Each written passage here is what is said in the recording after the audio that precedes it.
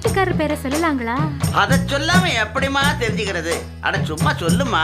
வீட்டுக்காரர் பேரை சொன்னே, ராசுக்குட்டி ராசுக்குட்டி, அவன் பேசுகிற பேச்சு எல்லாம் சீனி கட்டி. அட கண்